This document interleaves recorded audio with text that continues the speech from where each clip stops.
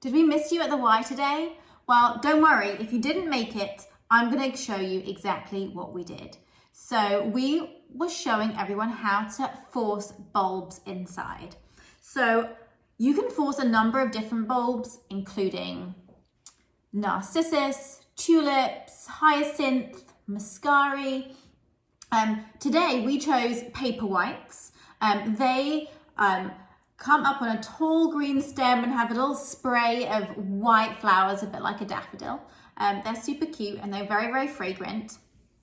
And if planted today and left in a bright area, you will get flowers in about 6 weeks' time. So this is what you could do.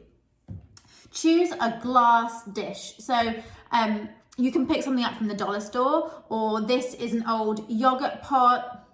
I think this had sun-dried tomatoes in. So you could just save a jar. It could be a jelly jar, a mason jar, anything. You could also use a dish that you already have or an old vase. So choose your glass vessel and then choose some kind of stones or gravel. So I have some white marble chips here. God, these are at the dollar store. But equally, these are pretty. If you have a color theme going on in your house, these are glass beads, I think you would call them, and they come in lots of different colors. You can find them at the craft store.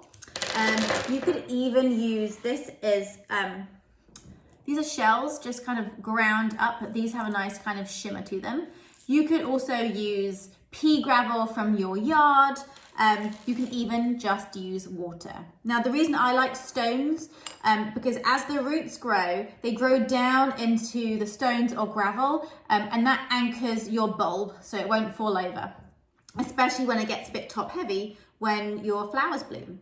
So you find the stones or chips or whatever you're going to use and you put them into your jar. Now, I jazzed this up for Christmas. So I just got some ribbon and I used my glue gun to stick some ribbon and a bow on the front.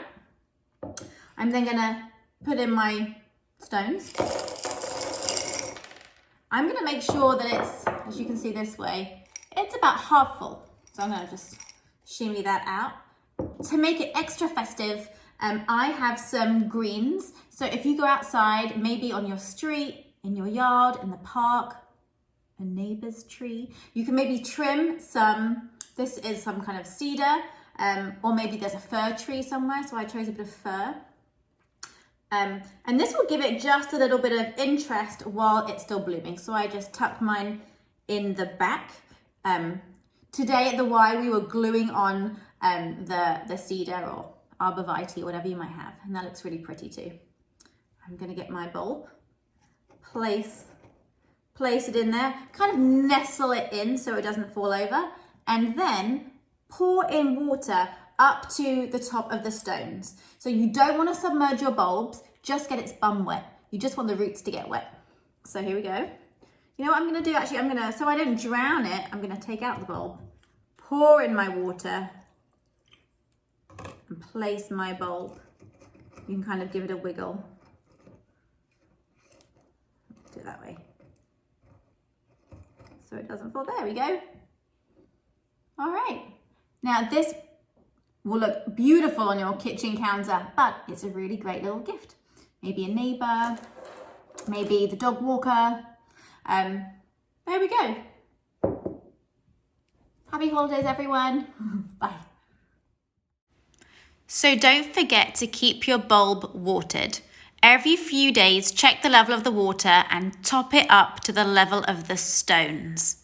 Now, when it's all finished blooming, snip off the old stem and the dried flowers, shake it out of the stones and let it dry. Then place it in a brown paper bag, label it so you don't forget what it is, and put it in a cold space like your garage or your basement. Then you can bring it out next winter and try it all over again. Happy holidays.